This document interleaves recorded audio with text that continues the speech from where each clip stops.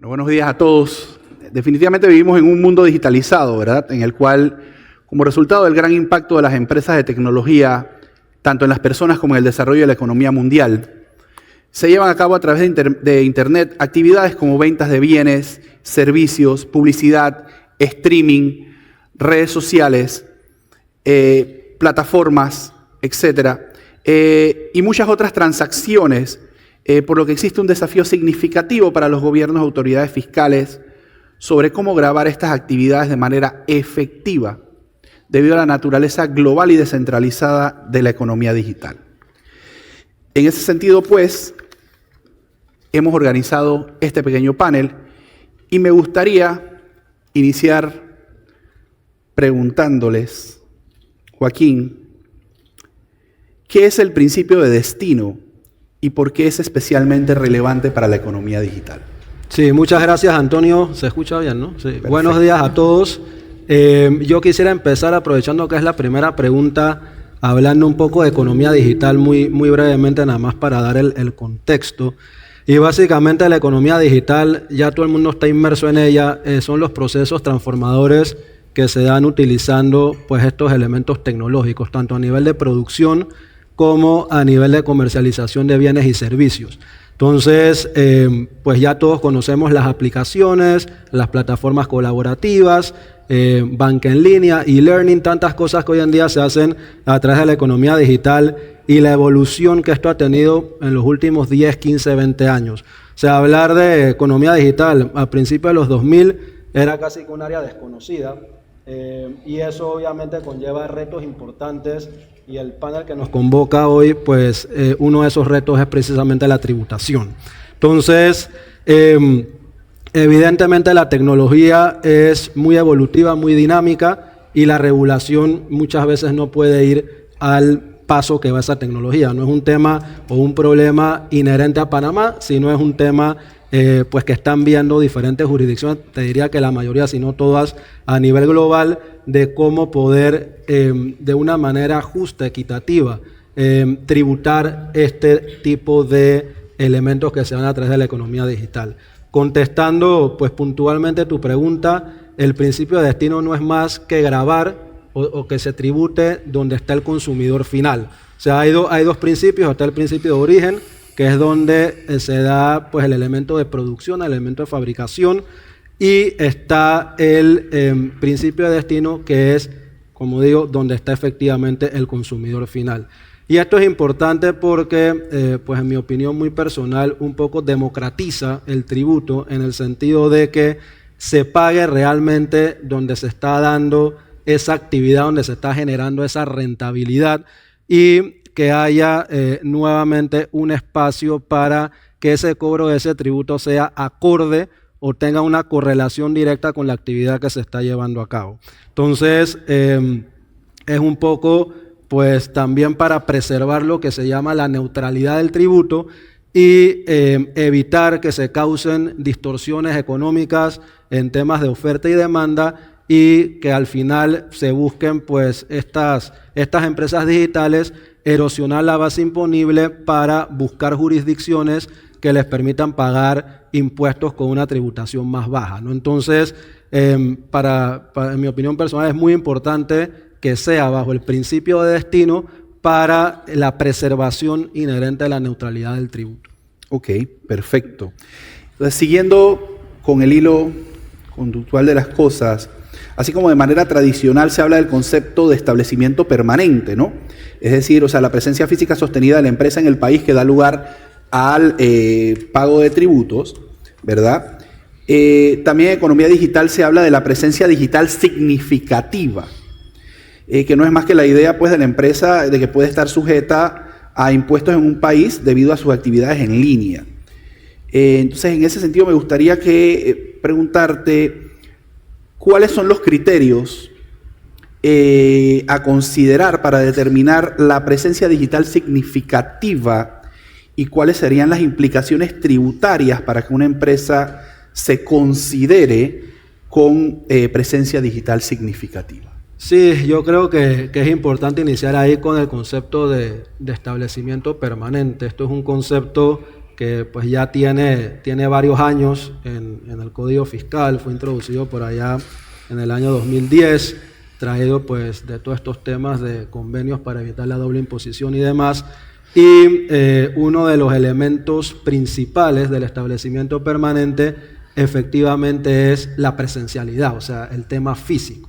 Entonces viene, obviamente, con todo el tema digital, una disrupción importante de este concepto y lo lleva a tener que buscar otros parámetros bajo los cuales puedan causarse esos hechos imponibles. Entendiendo pues que estos establecimientos permanentes principalmente o en todos los casos son para no residentes, ¿no? Entonces, en el caso específico de este tema digital significativo, empieza a tener un efecto muy importante en la influencia económica. Entonces, hay que buscar, como digo, estos otros elementos como pueden ser el nivel de ingresos de la empresa digital, la cantidad de clientes y la cantidad también de contratos suscritos entre estos clientes y estas empresas digitales, y también un poco más complejo, pero la interacción que pueda haber entre el cliente y la empresa digital como tal.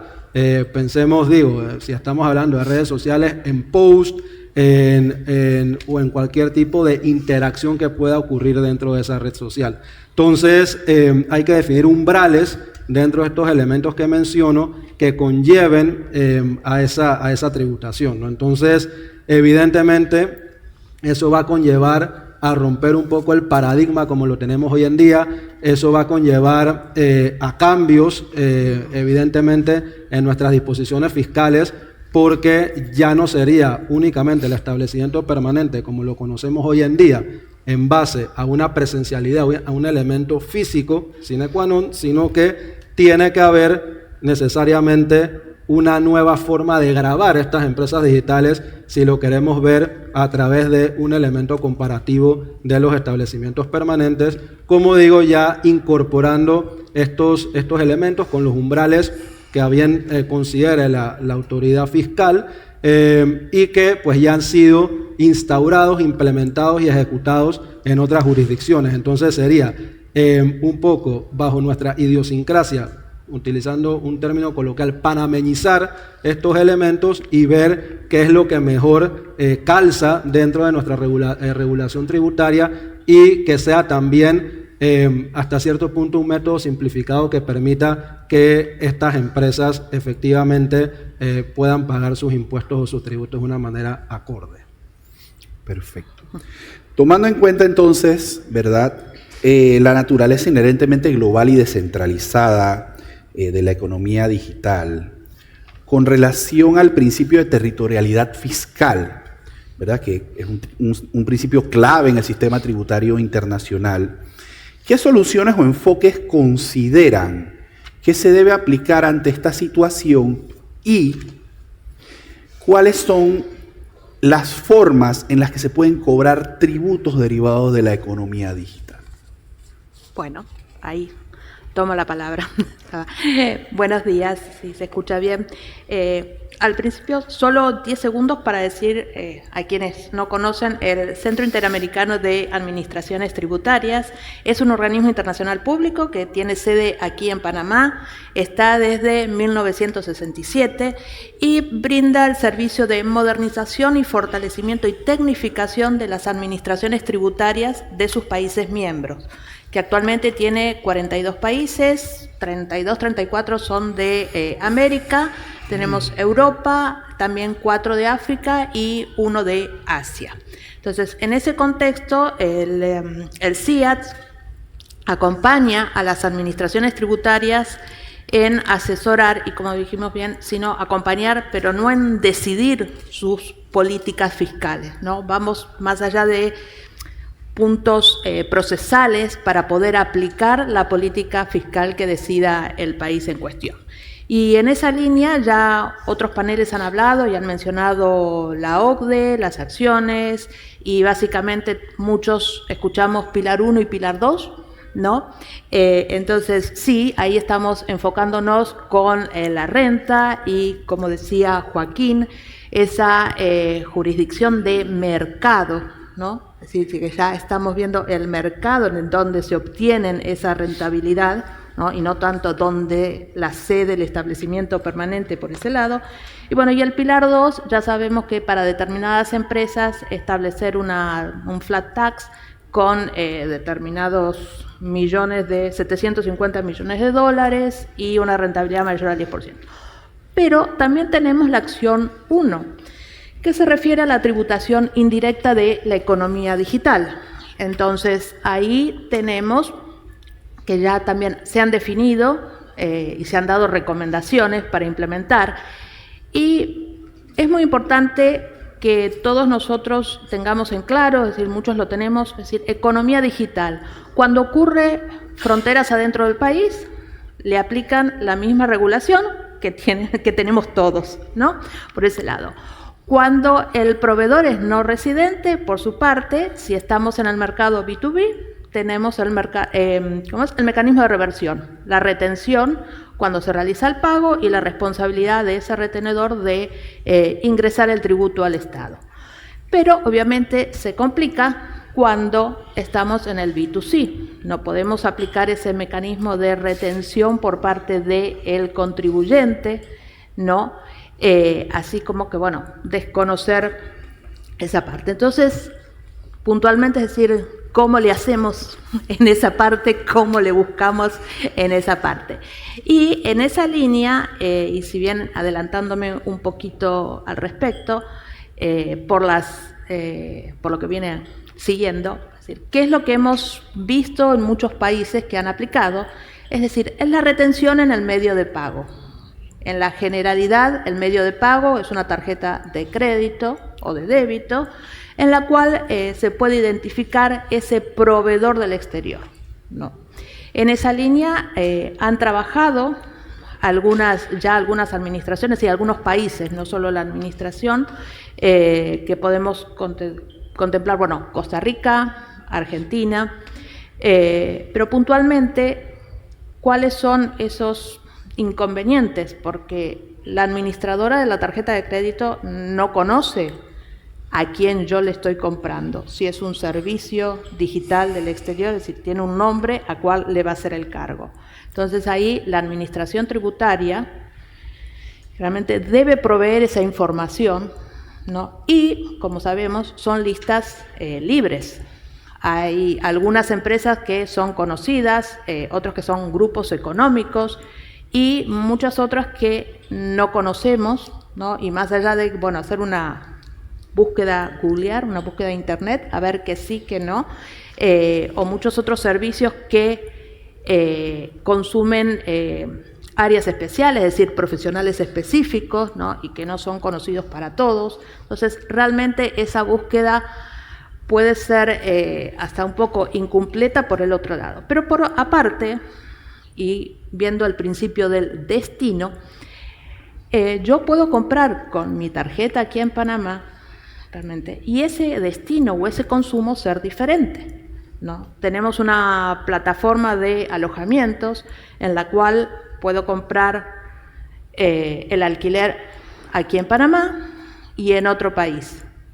Sin embargo, la administradora de la tarjeta simplemente va a identificar el proveedor y por el total me retendrá, es decir, va a retener al proveedor, pero sabemos que es el pago al consumidor final, ese 7% adicional. No, en cambio, si lo hace el proveedor directamente, él sí puede tener esa identificación. Entonces, ese es un poco los mecanismos más tradicionales, por decir, que se han implementado y que han avanzado. ¿Y qué es lo que recomienda la OCDE en su parte justamente de acá? Es decir, avancemos con el principio de destino, por su parte, pero démosle a ese proveedor que cumpla con un mecanismo simplificado, ese proveedor del exterior, ¿no? Es decir, ese mecanismo de que liquide y pague. Apliquemos, es decir, solicitemos más información, es decir, no solo que presente y pague, sino principalmente a las plataformas digitales, las plataformas de servicios digitales, es decir, esos intermediarios de terceros que sí, por su servicio es mínima la participación, pero realmente ese servicio que está detrás es el que tributa la mayor parte, por esa parte, y que, si bien, es decir, cómo lo hacen todavía no digamos, hay muchas, es buscar esa combinación con cierta percepción del riesgo también de ese proveedor no residente del servicio digital. Entonces, es un poco el equilibrio que se está buscando, se está recomendando y también obviamente que está impulsado por el CIAT para sus países miembros en esa línea. Ok. Gerardo, me gustaría mucho escuchar tu opinión como miembro pues, de la Dirección General de Ingresos respecto pues también a este tema. Así que... No, muchas gracias. Tu reflexión. De antemano me reitero, magistrados, muchísimas gracias al Tribunal Administrativo Tributario por la invitación a la Dirección General de Ingresos. Muchas gracias a cada uno de ustedes que participa y se toma el tiempo de hacer parte de este evento académico que sin duda genera mucho valor. Yo creo que hay dos situaciones que han mencionado los colegas que participan en el panel y que son muy importantes.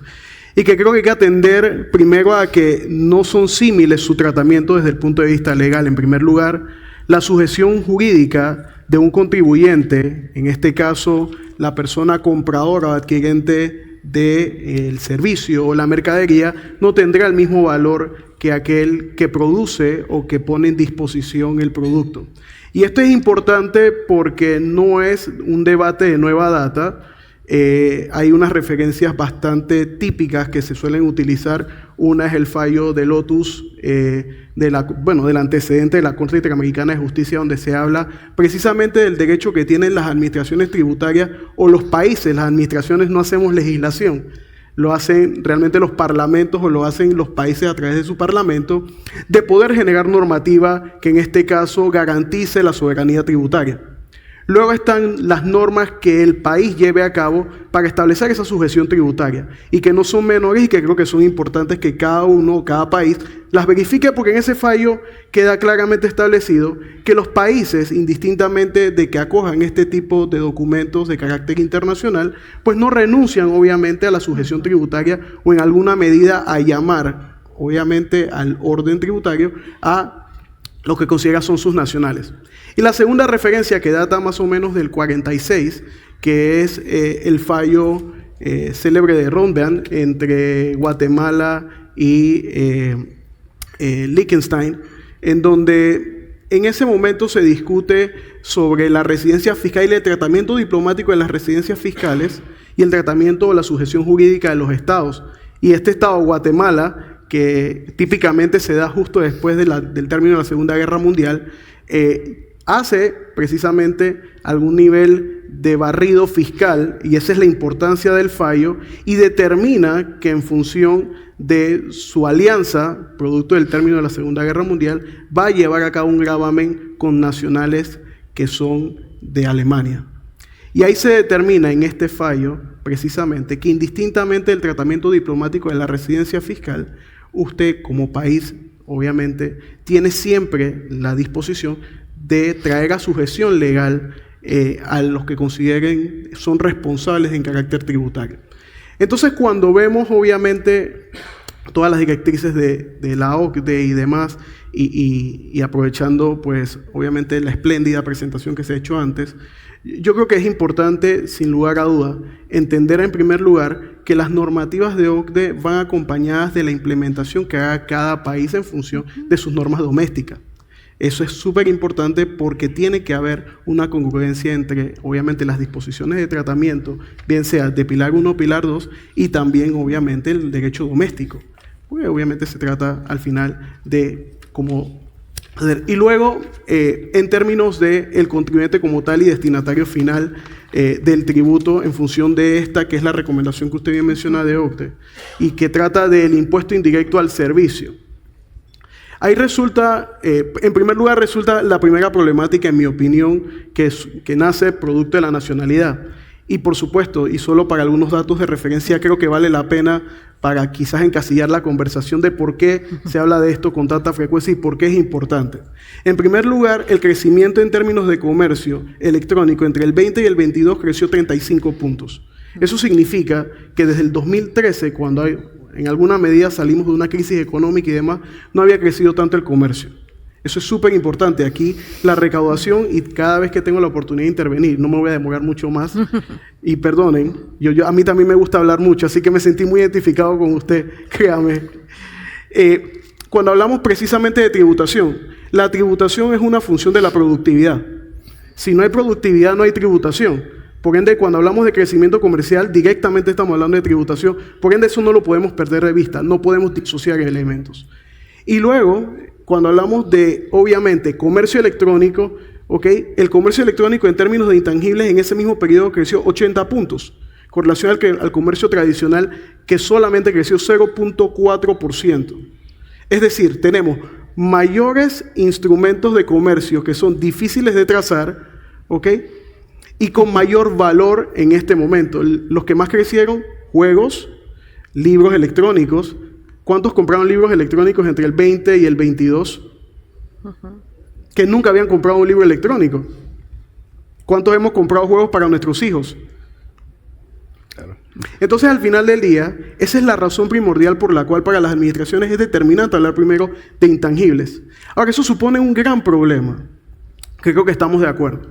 Para las administraciones, evitar doble imposición, entendiendo que obviamente los países de residencia de estas personas no renunciaran fácilmente al hecho de, obviamente, gravarlos indistintamente de que estemos hablando de, obviamente, el país de mercado. Estaremos de acuerdo en alguna medida hasta que no se afecten mis derechos y, obviamente, mis intereses. Y el segundo problema que tenemos es cuál van a ser los proxies que vamos a utilizar como país. Creo que Andrea estaba a punto de mencionarlo, y es que en términos generales las administraciones hablan de 4, hablamos de 4. ¿Okay? Nacionalidad del consumidor, país de emisión de la tarjeta o el instrumento que se utiliza, entre otros más que probablemente a usted le puede gustar. Uno puede ser, Chile utiliza, por ejemplo, la telefónica de donde se surge o donde se transmiten los datos, entre otros más. Entonces, en mi opinión, y para terminar, las administraciones tributarias tenemos retos que creo que son muy claros. Uno es entender cómo funciona el concepto de residencia y de territorialidad a fin de aplicar la norma fiscal, entendiendo que nosotros no hacemos política pública como tal. Y el segundo, y creo que ahí hay un gran elemento que mencionaba la colega que nos antecedió, y lo escuché en al menos 5 de los principios, tax moral. Porque el paper más famoso de tax moral, que es cultura tributaria, que data del 79 más o menos, habla de 3 elementos que se utilizaron en el modelo. 1, cuál era la alícuota impositiva. 2, cuál era obviamente la facilidad que se le haga al contribuyente para que decidiera cumplir o no. Y 3, el riesgo, la sensación de riesgo de las administraciones tributarias. De nada sirven normas muy complejas de evasión o defraudación fiscal, 20 años de cárcel, retenciones. Nosotros tenemos medidas cautelares de secuestro de igual manera. Me sorprendió que en Europa, por ejemplo, no notifican los actos administrativos cuando ya el contribuyente tiene en la cuenta corriente el débito producto de un alcance. Pero si el contribuyente no tiene la sensación de riesgo de que somos administraciones eficientes, no servirá de nada una política pública novedosa. Entonces, son quizás 2 elementos que yo encuentro en el criterio de territorialidad y de igual manera en el tema, y perdona que me haya extendido tanto. No, por favor. Volveremos contigo, Gerardo. Antes de entrar, porque a lo que es nuestra experiencia país y compararla con las experiencias de otros países, que me gustaría preguntarle a Andrea más adelante, me gustaría que abordáramos un poquito el tema de la equidad tributaria versus el posible problema de la competencia desleal en la economía digital. Sí, efectivamente, Antonio, yo creo que ese es un tema cardinal hoy en día, es un tema de suma importancia, tomando en consideración que uno de los principios de la tributación debe ser efectivamente esa justicia, esa equidad, ¿no? O sea, que cada quien pague lo que le corresponde en base a lo que ha logrado pues, producir o rentabilizar. Entonces, venimos pues, de tiempos económicos muy complicados, venimos, pues como todos sabemos, de una pandemia con un decrecimiento económico pues, muy fuerte, donde muchos pequeños y medianos empresarios físicos han cerrado las puertas o se han visto mermados de forma importante sus ingresos. Entonces, al final lo que busca esto es que estas empresas, por llamarlo así, empresas digitales, paguen en base a una cancha nivelada. Que no, por un lado, no desincentive a estos pequeños y medianos empresarios a seguir con sus negocios o a que migren sus negocios físicos a negocios digitales, porque dicen, bueno, es que al final los costos inherentes que yo tengo para poder mantener mi negocio de una forma física son demasiados y no puedo competir de una forma correcta, de una forma de negocio, de una forma económica con estas empresas digitales.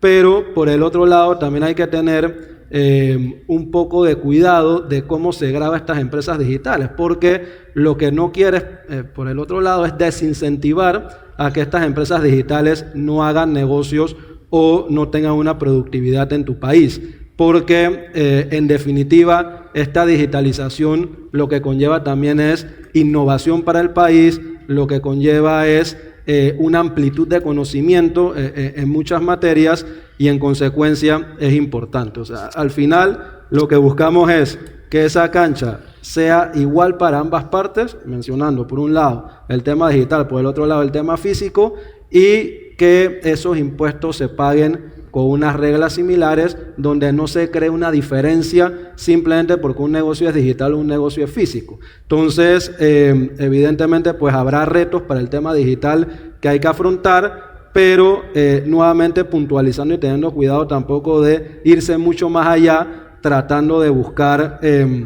digamos, un número importante de ingresos para el Estado. Al final, a través de toda esta actividad digital que está creciendo de una manera importante, y esto no va a parar aquí, o sea, esto va a seguir, vienen temas de Internet de las Cosas, de inteligencia artificial, muchísimas cosas que van a seguir evolucionando hacia la digitalización, no a la inversa. En consecuencia, obviamente ahí hay un gran caudal de ingresos para las administraciones tributarias que al final son a través de los cuales se pueden hacer las políticas públicas del Estado. Entonces, en definitiva, hay que buscar de una manera correcta, de una manera consona, gravar a estas empresas y que esos ingresos, pues evidentemente, ingresen al flujo del Estado y permeen pues en las políticas públicas para la sociedad.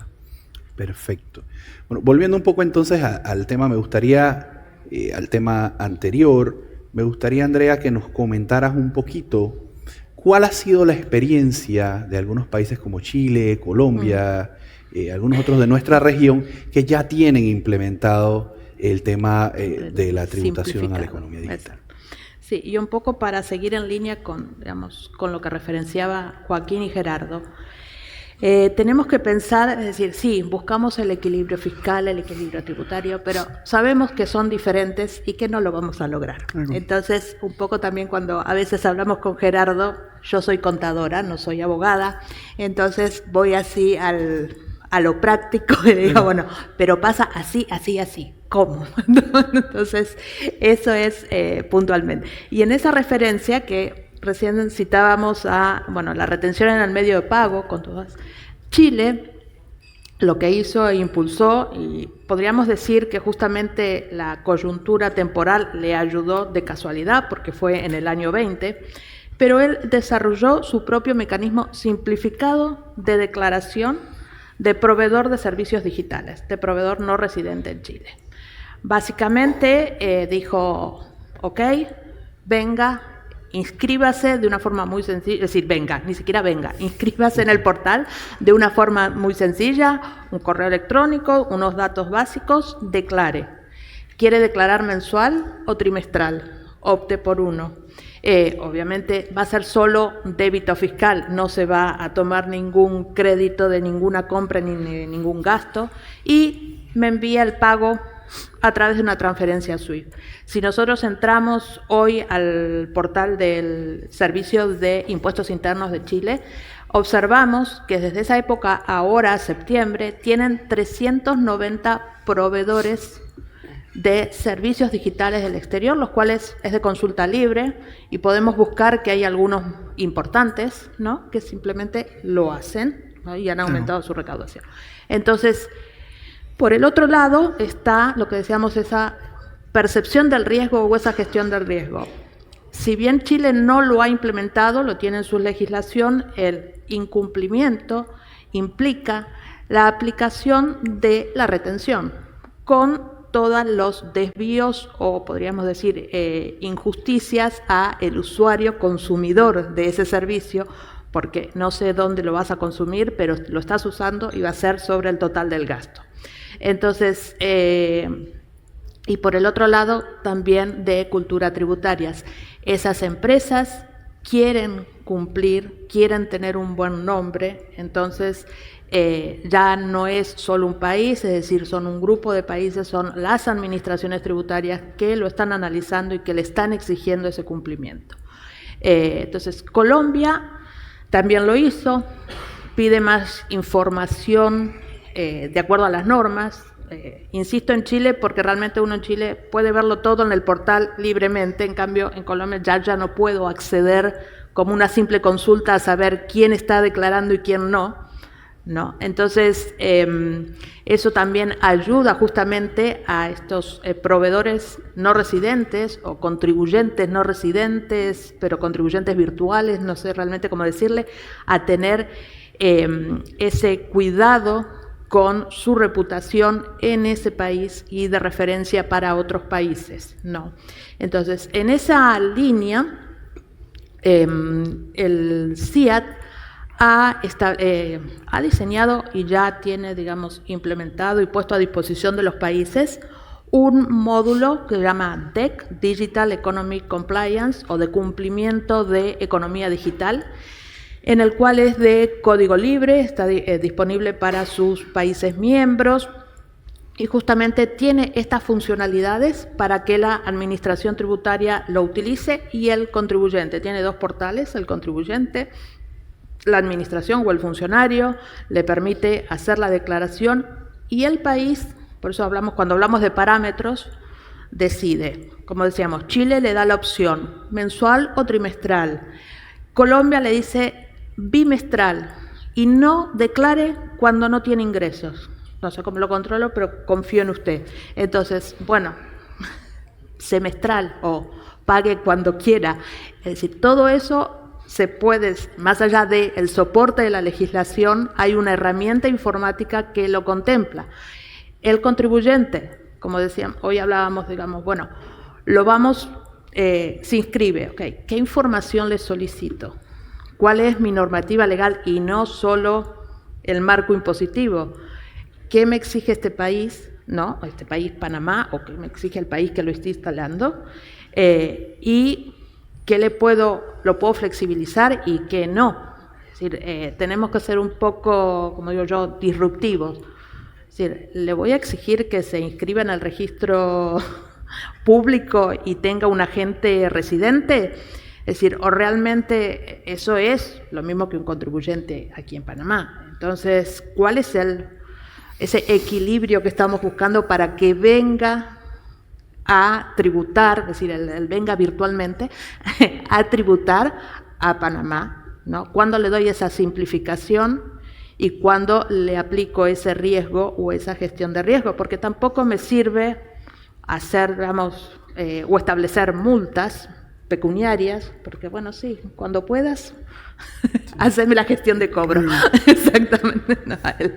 Básicamente, es decir, entonces, realmente, nosotros hablo como administración tributaria, ahora me estoy corriendo para el otro lado, son mis años de AFIP.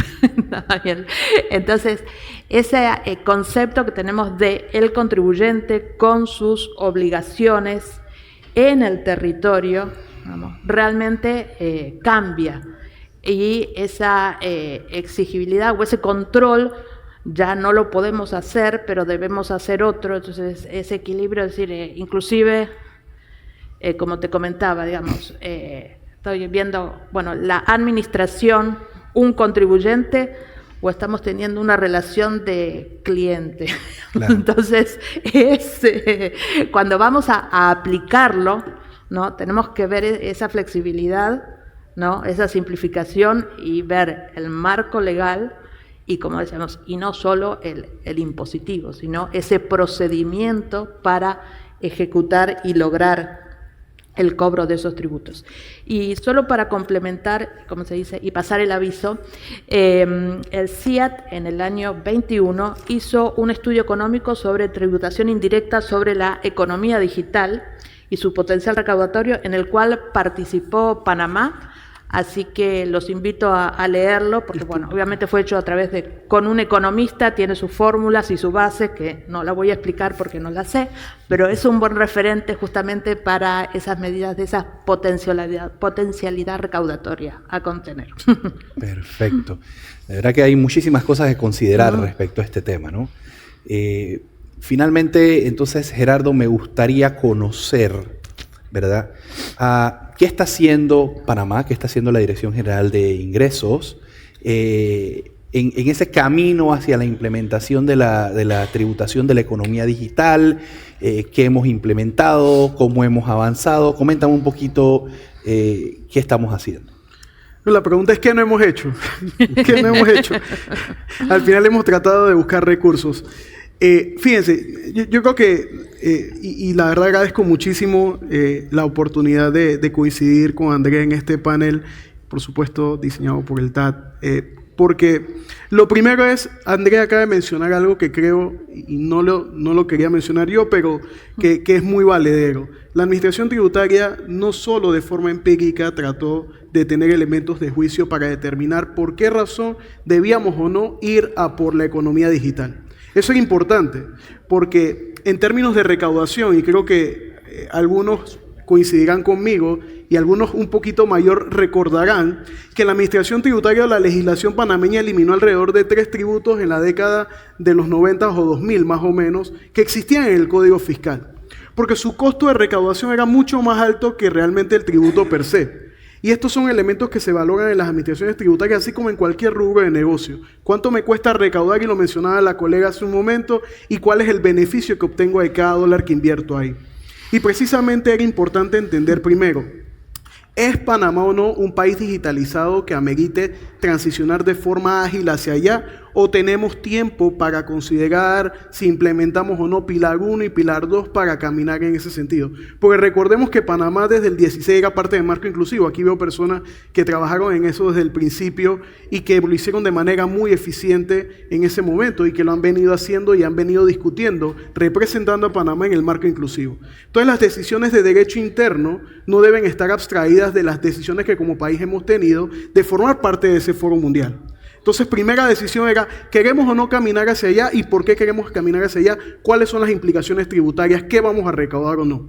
Porque también hay una realidad, como bien ha dicho Andrea, las recomendaciones tradicionales en términos de impuestos desde el comercio o desde la economía digital son siempre caminar en dirección de recaudar indirectos primero. Y creo que estamos conscientes o podemos coincidir, al menos, que hablar de indirectos puede representar en algún nivel, digamos, hacer más regresivo la tributación o más regresiva la tributación.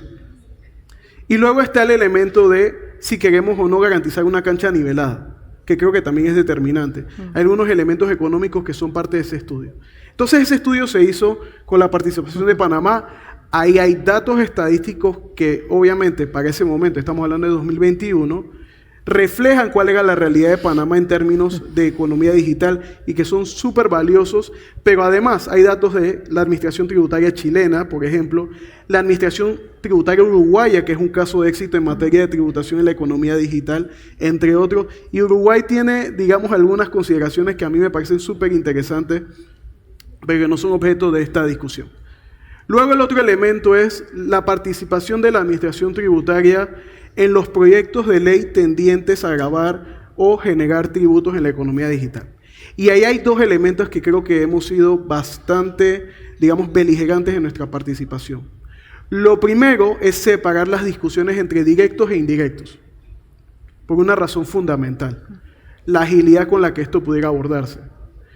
Por supuesto que la tributación en términos directos implica desde considerar, y creo que para los colegas que nos visitan en el caso de usted de Argentina, tengo un extraordinario amigo, Sebastián Paladino de Argentina y demás, que al final quien le hable de la administración o de la legislación panameña tendrá que al final considerar que existen algunos incentivos que pueden ser importantes en su conversación y que son parte de esta conversación cuando hablamos de economía digital para corporaciones.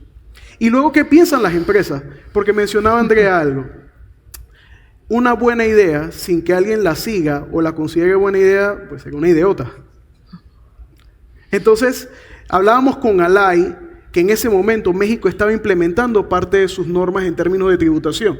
Y decían las FANGs, que son las corporaciones en materia de comercio electrónico más importantes y las que mayor rentabilidad tienen, Amazon, Google, Facebook, y por ahí usted siga. A mí no me molesta que me cobres impuestos, pero yo no quiero tener una oficina física en Panamá. Primer elemento. No quiero tener que pagar abogados en Panamá. No quiero que me obligues a tener que pasar por un registro tan complejo como el de las corporaciones panameñas.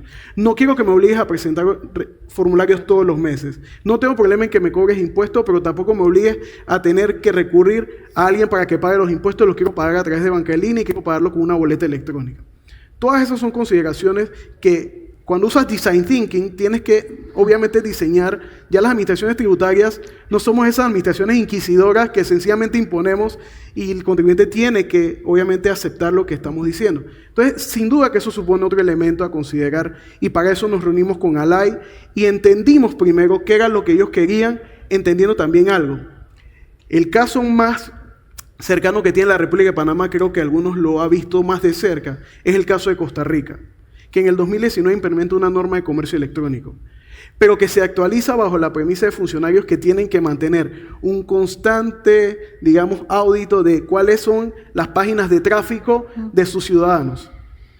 Es complicado. Nosotros nos reunimos con el director general de ingresos de Costa Rica y decía, es insostenible, porque las páginas, y para que ustedes lo sepan, ¿ok?, más importantes modifican, ¿ok?, su URL cada cierto tiempo. Así que si yo parametrizo en función de que se llama tat.org, al mes siguiente se llama tat.org.at y ya no lo puedo grabar. Y como utilizaban un modelo de gravamen en la tarjeta de crédito que suponían complejidades súper altas, entonces terminábamos teniendo nula tributación de un lado y del otro.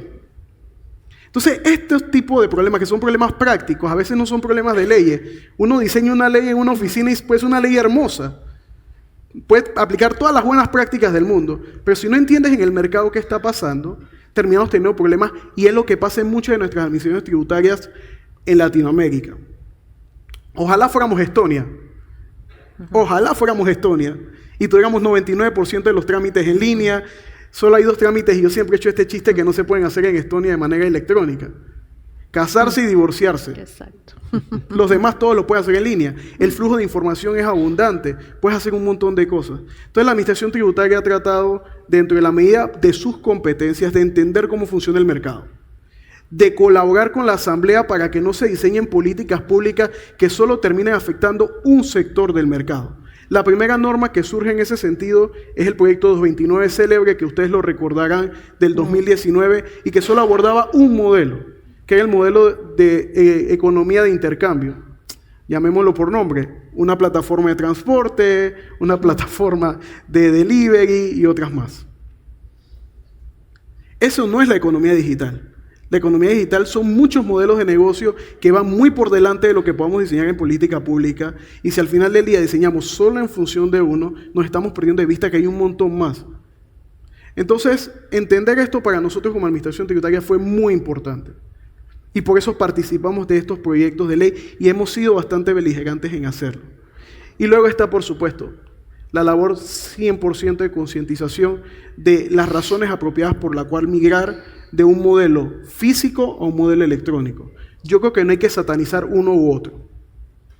La digitalización de la economía es necesaria.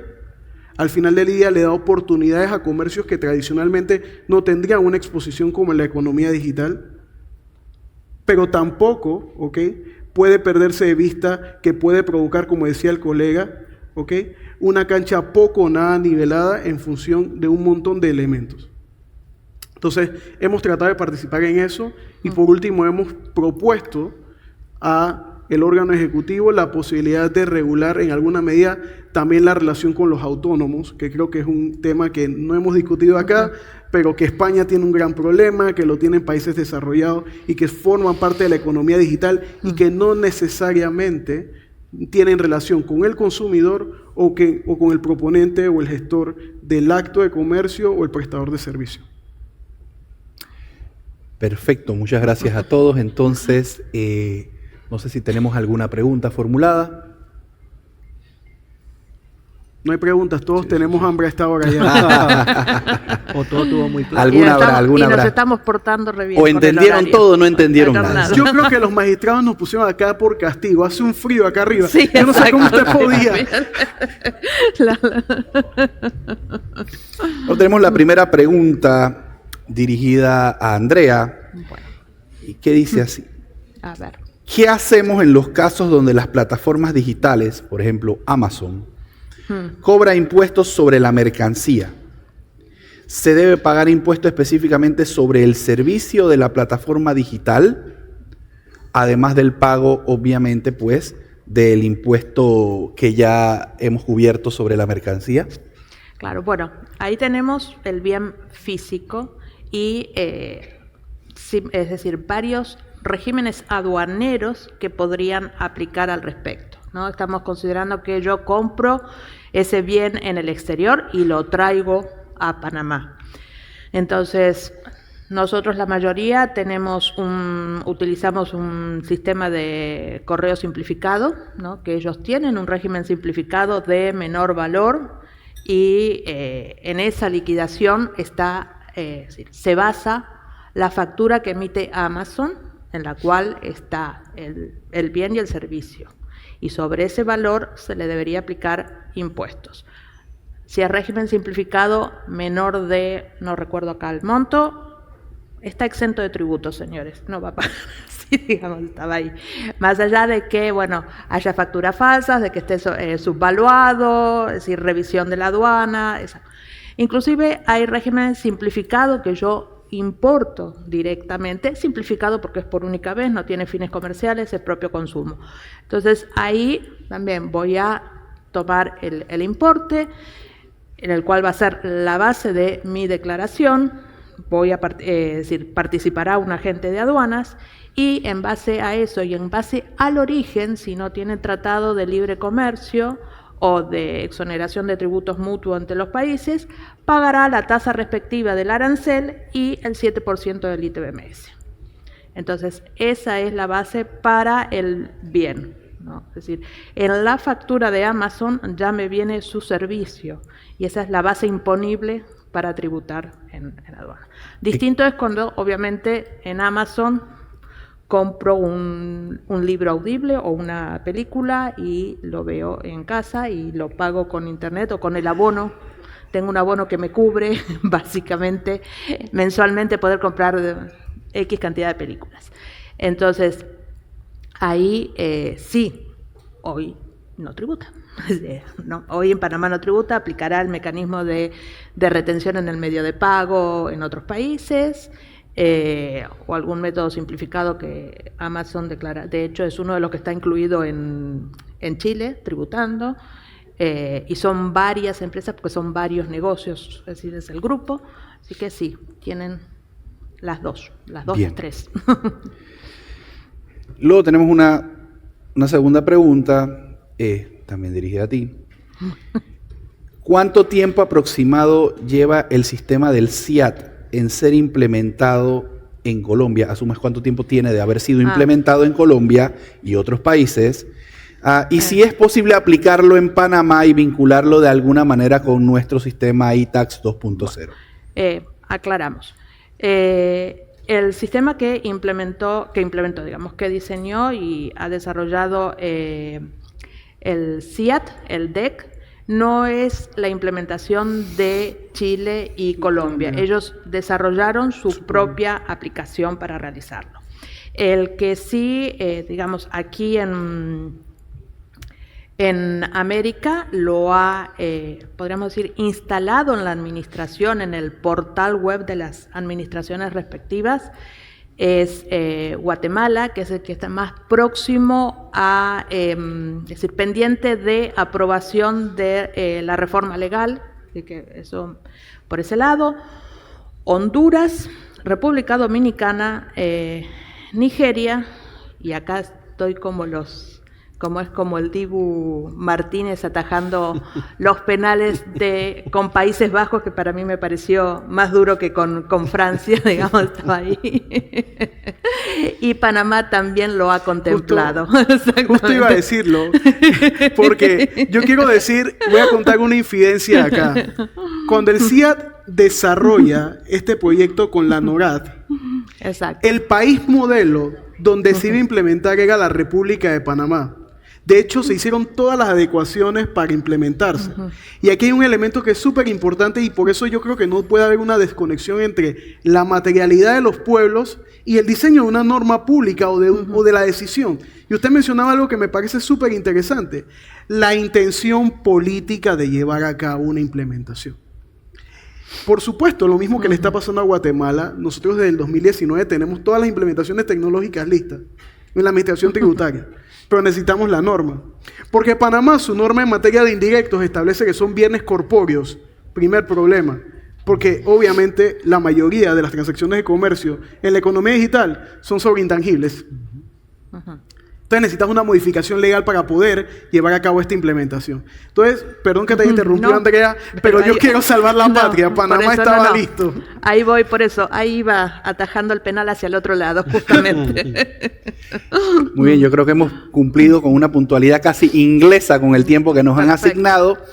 En un minuto, para que demos un mensaje final, pues, cada quien acerca de este tema tan interesante que hemos tocado en la mañana de hoy. Es decir, sería interesante de acá a un año, si nos planteamos a dónde hemos llegado, qué hemos podido avanzar, porque la economía digital nos está arrasando, por decirlo de alguna forma.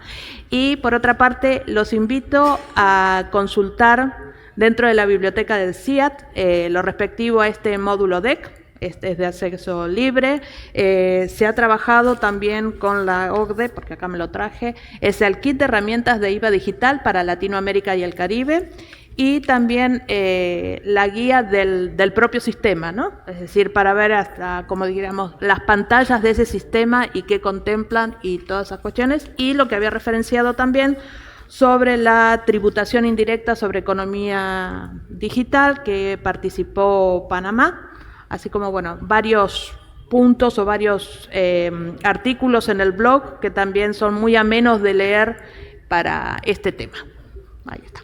Sí, pues nada, agradecerles a todos su asistencia y para concluir yo diría, la economía digital va a seguir evolucionando, la economía digital va a seguir en su sentido dinámico, en su sentido versátil.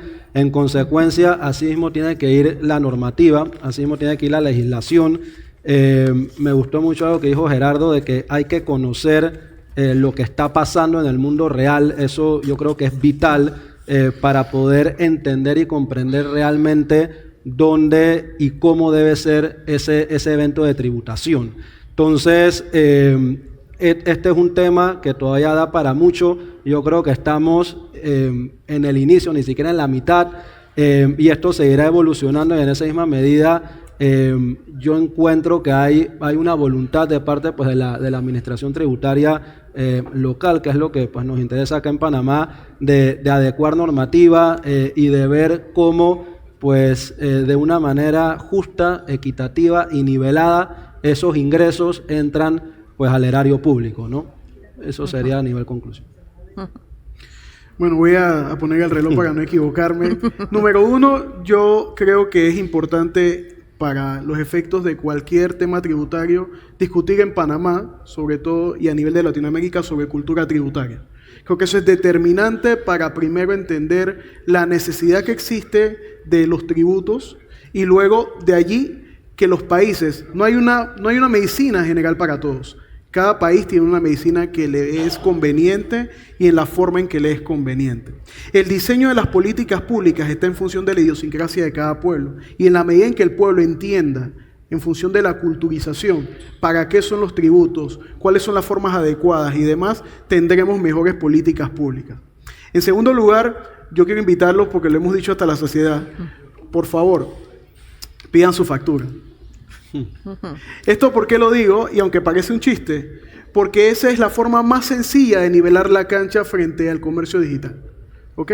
es que usted conmine al comercio físico, obviamente, a empezar a documentarse y con eso que las personas empiecen a entender y las administraciones a construir, digamos, potenciales capacidades económicas que permitan tener mejor información.